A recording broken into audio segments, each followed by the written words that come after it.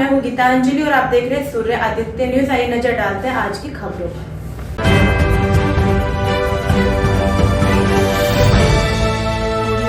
इस देश पर कब्जा करने का, धार्मिक उन्मूलन को बढ़ा के एक सिस्टम पे कब्जा करने का है सब कंपनी, इनके पीछे सब कंपनियां काम कर रही है। पूंजीवाद है, पूंजीवाद कोई भी हो सकता है।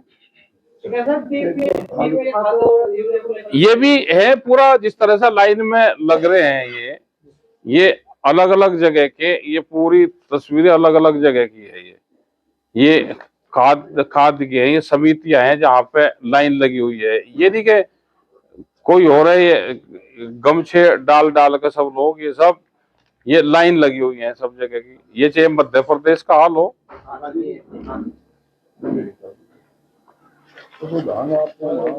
ये देखो, ये इफ्को के ये सब ये लाइन है लगी हुई है।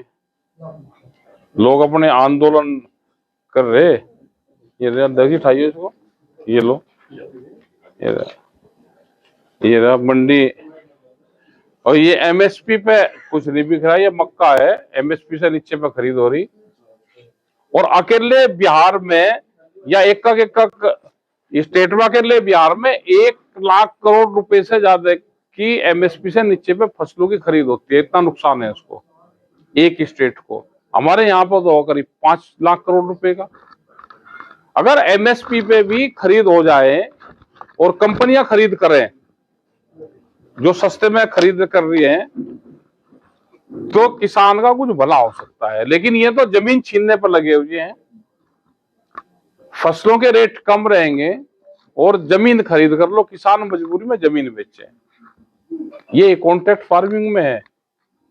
धीरे धीरे उसी तरफ इस देश को बढ़ाया जा रहा है। धान पे बिकवा था करनाल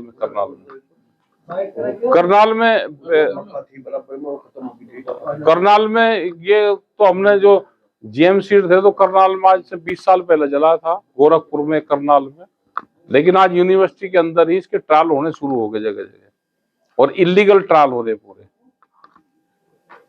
तो बीज सबसे ज्यादा खतरनाक है कि बीज पे कंपनी का अधिकार होगा, तो ये बीज के कीमतें क्या रहेंगी, उसको बढ़ाते बढ़ाते रहेंगे। तो जैसे बीज है जी, अगर इसमें ऑटोमेटिकली कीटनाशक मिक्सर है, तो फिर क्या इसको कीटनाशक का ऊपर छिड़कने की नहीं? अभी इनका कहना है कि उस पर दवाई नहीं छिड़की जाएगी। भाई उसको कीड़ा खाते ही मरेगा तो उसको आदमी भी खाएगा, लेकिन ये नहीं बताते। तो बुवाई के समय किसानों को नुकसान है। किसान भी, आम आदमी तो भाई 70-80% तो कंज्यूमर भी, किसान भी कंज्यूमर ही है ना। भाई हम गेहूं बो रहे तो कुछ जगह चने बोता है आदमी, कुछ जगह दलहन की खेती करता है, कहीं चावल की खेती करता है। तो किसान ही, खाली किसान नहीं के उसका वो उत्पादन कर रहा है, किसान कंज्यूमर भी है।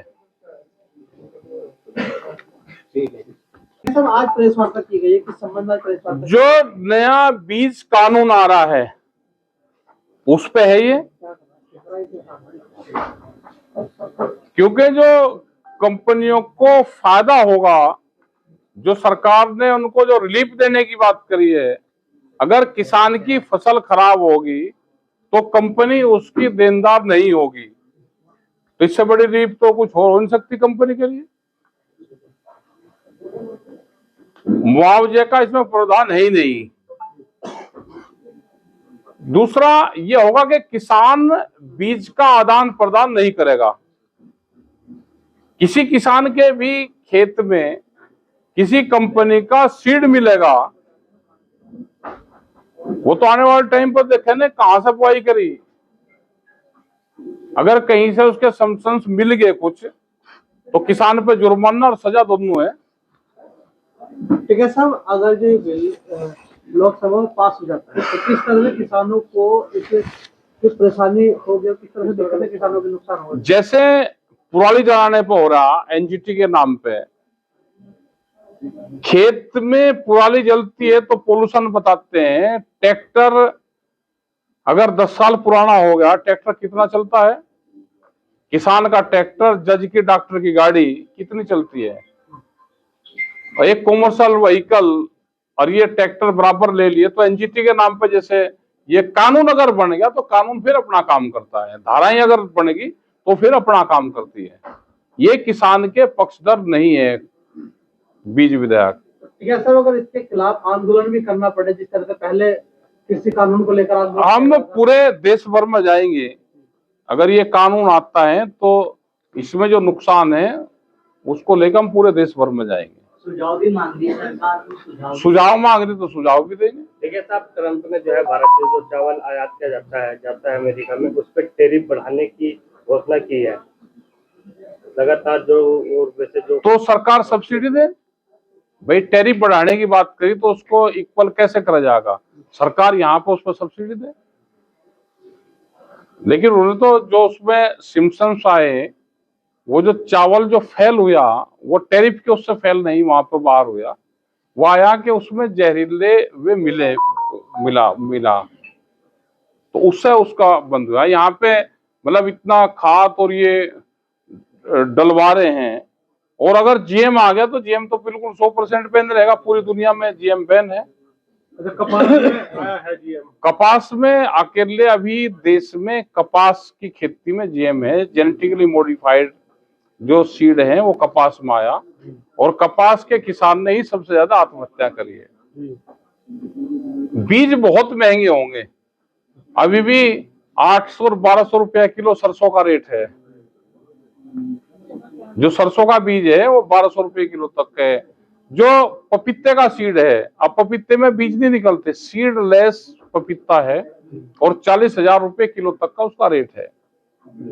ये कंपनी के पास में अभी चला जाएगा पूरा, तो बीज बहुत महंगे होंगे।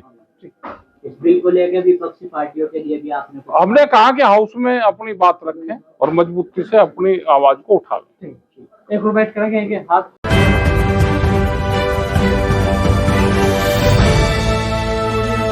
आज के लिए खबरों में बस इतना ही। कल फिर होगी आपसे मुलाकात। नमस्कार।